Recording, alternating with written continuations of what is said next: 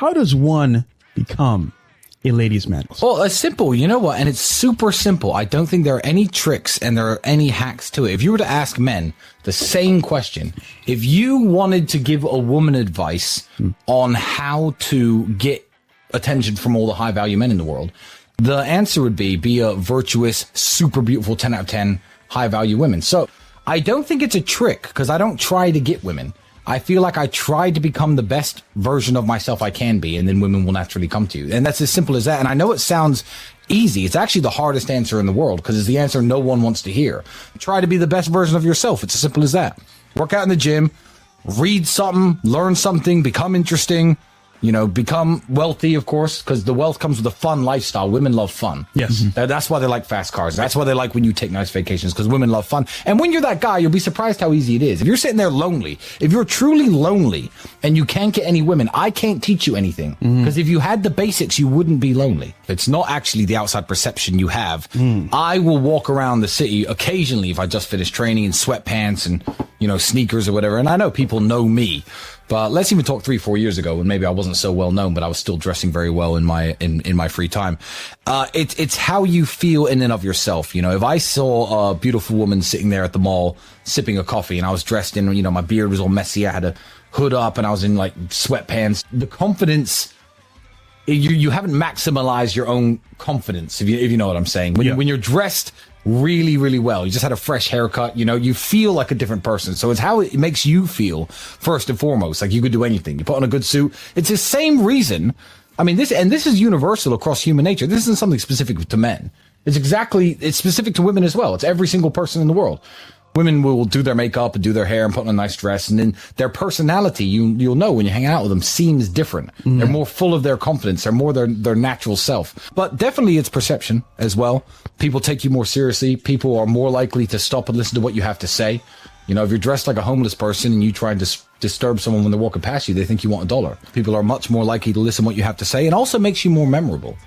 Also makes you more memorable. A lot of guys don't dress up. Keep in mind, because you go for a job interview, you have to understand, even if you just bought your basic kind of shirt from a store and some pants and some shoes and you think you're dressed nice, that's like the standard issue job interview uniform. You know, the guy who's doing the job interview, I know it's special to you. I know you've prepared. I know you think, oh, fuck, I really need to get this job. He's seen 40 people today, 50 people today. Who was the guy in the really nice suit? That stands out, you know? So also it burns you into people's minds and memories much more. Yeah. When people say the word Tristan Tate, oh yeah, he always wears nice suits. And let me tell you something. When you are dressed very well, you aren't in a place, you become the place. You become part of the ambiance of the place. Let's say you take the fanciest restaurant you could think of. Imagine a very fancy restaurant, right? And you walk in there and everyone's in beach shorts and Crocs and baseball t-shirts. It ruins the ambiance of the restaurant. So you're also doing your part to add to the aesthetics of a nice location. So if you go somewhere like Monaco to the casino, you can't get in wearing a baseball shirt and Crocs. They won't let you in. Doesn't matter how much money you have. But you go there dressed like me, or I'd probably dress better than this if I went to the casino. I'd be bow tied up and everything. I'm adding to the aesthetic of the place by just being a man in a $30,000 tuxedo standing by the bar sipping drinks. I'm adding to the place. Whereas if you go somewhere looking for a bum, like looking like a bum, you're subtracting from the aesthetics of a beautiful place. And you can get a good suit for $300, $400, $500 if you go to Hugo Boss or something. But you can get much cheaper than that. And if it fits you well and you're in decent shape. Yeah. And if you're in decent shape, that's the key. If you gotta be in shape. If you work, it's like t-shirts. It's like t-shirts. You wear a plain black t-shirt and you're in good shape versus wearing a Versace t-shirt that costs $900, but you're fat as fuck. But you know what's the most important? Yeah. Don't be a geek. Because it's the man inside the suit. Yes, it's the man inside the suit. You give me a t-shirt and shorts, and you put some of these dorks who hate on me in a $25,000 suit, and watch who gets the women, watch who gets the business contract, watch who will pass any job interview. Me in my shorts. So rule number 1, don't be a geek. Women are always interested in learning new stuff. Yes. Women are always interested in hearing new things that they find interesting. And it always depends on the vehicle of delivery. Yes. You know, it's the vehicle of delivery. If you're a little nerd who's like, oh, well, women should like me. I know lots of stuff. I read lots of books. Yeah, but you're a little dork with a pencil neck. Women aren't interested in even sitting down next to you, let alone listening to anything that comes out of your mouth. If they think, I might want to sleep with this guy, because you have to understand, before dates, especially when it's your 3rd, 4th, 5th date, the decision to sleep with you, go to bed with you, you, give you what you're after, is already made usually by women before you go. Yep. Yeah. So you just have to go out and freestyle it. If you're sitting there saying interesting stuff that she doesn't know, will she remember it? No. Will she talk about it with her friends? No. But they find things they don't know incredibly interesting. So yeah, become an interesting guy. When you're not looking for something serious, which none of you young people really should be, have fun. I got one more question. And when you're trying to have fun, don't ask what you don't want to know. Like, girls lie and girls aren't honest. So if you're 21, the girl you're dating or the girls you're trying to hook up with or whatever aren't probably going to be the girls that you marry. Yeah. You know, if you meet a girl and you think, oh, this is suspicious, why is her handbag so expensive, blah, blah, maybe just hang out, eat dinner with her, have fun with her, and when it ends, it ends. Maybe don't try to be, hey, what are you actually really doing? You're 21, shut up. One, she doesn't have to explain herself to you, but two, you're not in the position where you can offer something so serious. It's only when you finally establish yourself and you're looking for those girls that you perhaps, you know, want to settle down with, want to get married with, want to start a family with, where you need to be analyzing her past. So that's a game to play for the older dudes, I feel, rather than you youngsters. A lot of guys are like 19. How do I find a good girl? Maybe just, you know, become a millionaire and find one when you're 28. Maybe just shut the fuck up about finding a good girl. Yeah. If she'll sleep with you when you're 19, maybe that's good enough for now. I think the simple advice is accountability and self-reflection. What I would like you to do after watching this wonderful show, go to your bedroom, take off your shirt, strip down to your underwear, look at yourself in the mirror. Pause. Speak to yourself for 10 minutes. Think, if I didn't have this nice house and I wasn't stood here in this particular house with the Lamborghini outside and I wasn't this rich, what about me would women want? And if the answer is nothing, then you're only going to attract the women who are into your money and your money only. Because I've got loads of money. And I understand that women enjoy my company. They like being around me. They like listening to me. So if you have nothing but money, then that's what you're going to get, the girls who are after your money. You have to up your game in every single way and stop throwing the money around, and then you'll meet the girls who like you because you're strong and fit, who like you because you're smart, who like you because you're charming, who like you because you dress well, who like you because, I don't know, maybe you have class, you have etiquette, you have poise, you take them to things that they don't know, you take them to the opera instead of this club. You'll find those special girls when you are a man that those kind of girls will want. But let me tell you something. Most women I know are smarter than the millionaire streamers, the clowns who talk nonsense and do bullshit content. They're aware. They are. Most women I know are smarter. Yeah. So you take someone smarter than you, who's after your money, she's going to get it. I think, you know what? I'm actually quite a good specimen of man. I'm good looking enough, I'm strong enough, I'm fit enough, I'm interesting enough. Yeah, I can see why women like me. If you can genuinely reflect in that way and you're honest to yourself and you're right, then you should be meeting good women. So of course they get the girls who are just after their money. I don't blame the girls. Everyone's going to complain about gold diggers. You're a skinny little pencil neck dweeb with nothing interesting to say. You're not manly. You're not physically attractive. You don't speak well. What else should they want? Yeah. What else should they want? They don't feel protected around you. They don't feel safe with you. Of course they want the money. It honestly doesn't bother me like it bothers you, because I think this is a dog-eat-dog world. And I think if you're going to make yourself a target, because the answer to their problem, they think the answer to their problem is more clout, more money. I don't know. Maybe the good girl's going to come along. The answer to their problem is 3 years of hard work that they're not going to do. They're not going to do it. And they know that's the answer. They know that's the answer. 3 years of hard work is the answer to their problem, but they're not going to do it. So am I going to get mad at the at the lion for picking on the weakest gazelle? Nope. No, I'm not, because that's the way the world is. You know, I think the younger men should be seeing this, being like, oh, we got finessed by this girl. Okay, cool. And if they run into some money, they should be able to see. You can learn from bad examples just as much as you can learn from good examples. So the bad examples are out there for a reason. And it doesn't upset me to see.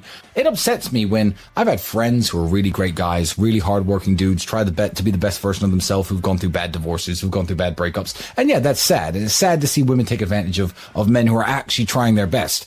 But if you want to be the lame gazelle walking around with a limp, the lion's going to eat you. I don't actually feel sorry for them, and I don't care, because they know the answer to the problem. Everyone knows the rules to the game already. Everybody knows that if you wake up and you're lazy and you sit around on your phone, you scroll on TikTok for 4 or 5 hours, you go to work at your normal job, you work your shift when there's nothing wrong with hard work and there's nobility in working any job, and then you go home and you do nothing and you watch TV, you know you're not going to make it. It's not actually something that I need to tell anybody. So true. And they do this to me on Super Chats all the time. And they do this to Andrew specifically because Andrew is a more accomplished fighter than me. They were like, hey, Andrew, give me some advice on how to be a good kickboxer. Is there a gym near your house? Why aren't you there right now? Why weren't you there yesterday? Everyone already knows the answers.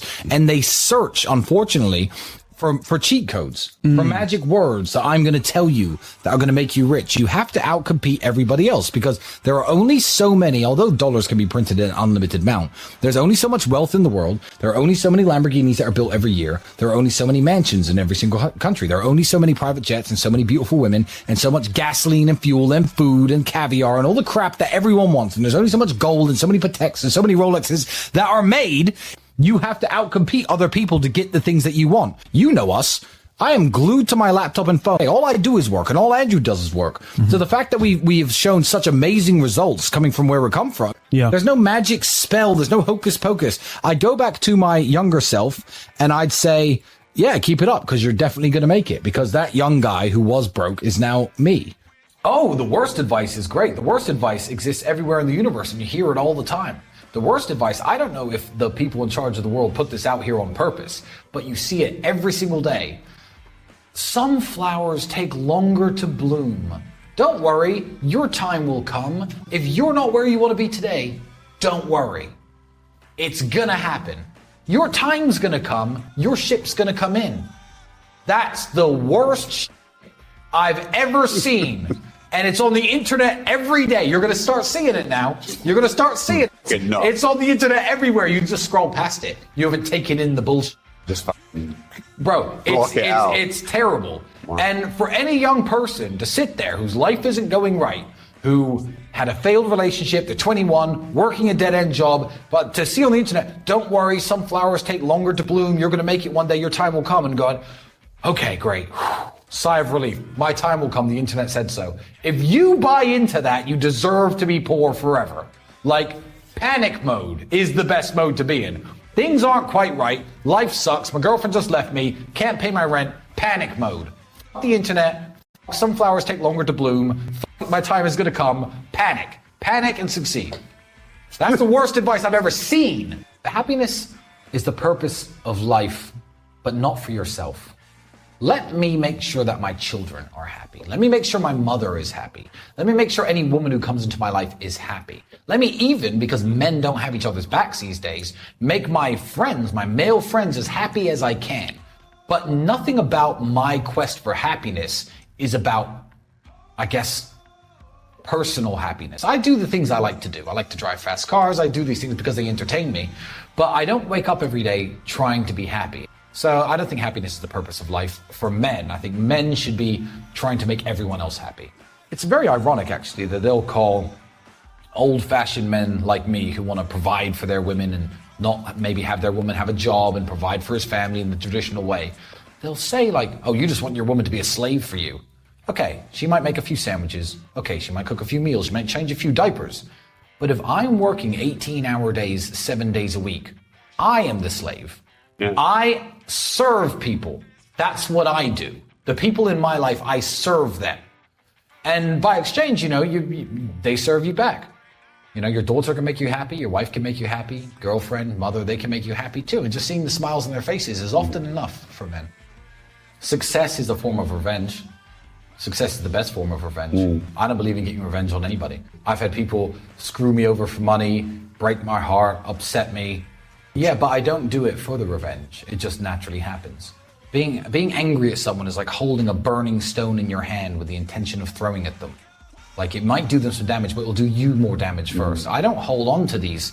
I didn't need fuel to go and make something of myself. It's just naturally happened as a form of revenge. But success is a form of revenge. I think it's the only form of revenge.